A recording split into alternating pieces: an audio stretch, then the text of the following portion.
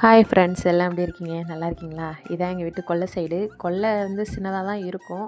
அதுலேயும் செடி வைக்கலாம் அப்படின்னு சொல்லிட்டு ஒரு ஆசை. இந்த ரோஸ்லாம் இப்போ வாங்கி வச்சோம். ஓரளவுக்கு நல்லா பிடிச்சிக்கிட்டு ஓகே தான். இது என்ன ரோஸுன்னு தெரில. இது செடி பூத்தா தான் தெரியும். இதெல்லாம் அவரைக்கொடி. ஏற்கனவே ஒரு ஷிஃப்ட்டு அவரைக்காயெல்லாம் பறிச்சாச்சு. இது 2வது ஷிஃப்ட்டு பூ வச்சுருக்கு, காயும் வச்சுருக்கு. பார்க்கலாம் எவ்வளோ காய்க்குதுன்னு. இது எனக்கு ரொம்ப ஃபேவரட் கலரு. எனக்கு ரொம்ப பிடிச்ச கலர் இது. இதெல்லாம் வெண்டி எல்லாமே விதைகள் தான். எங்கள் அண்ணன் போட்டுட்டு போனது எல்லாமே ஓரளவுக்கு பிடிச்சிக்கிட்டு. இது வந்து பன்னீர் ரோஸு ஆல்ரெடி பூத்துருந்துச்சு, பறிச்சாச்சு. இது ஒயிட் ரோஸு. இதில் ஒரு 4-5 பூ பூத்து பறித்து வச்சாச்சு. இதெல்லாம் விதைகள் தான். எல்லாம் அவரை, வெண்டி.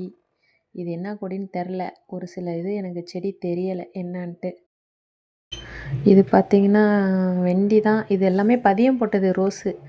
பதியம் போட்டதெல்லாம் ஓரளவுக்கு நல்லாவே பிடிச்சிருச்சு. ஓகே. இது நல்லா முள் குத்திட்டு கையில். இது வந்து கனகாமரம். இதுவும் பதியம் போட்டது, விதை போட்டது. இது ரோஸு இது வரைக்கும் நான் பூத்து பார்த்ததே இல்லை. ஆனால் நல்லா வளருது. ஒரு முட்டு கூட இன்னும் வைக்கலை. இது பார்த்திங்கன்னா சின்னதுலேயே முட்டு வச்சிருச்சு. பரவாயில்ல. வெளியில் வந்தால் தான் தெரியும் அது என்ன கலர் அப்படிங்கிறது.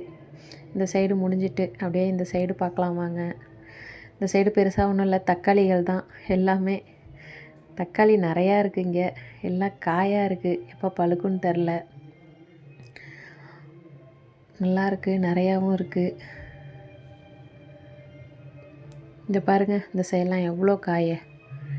ஓரளவுக்கு பிஞ்சு இருக்குது. இன்னும் வச்சுக்கிட்டு தான் இருக்குது. இதெல்லாம் துளசி.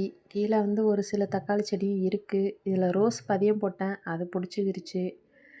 ஓரளவுக்கு எல்லாமே பதியம் போட்டதெல்லாம் ஓரளவுக்கு பிடிச்சிருச்சு.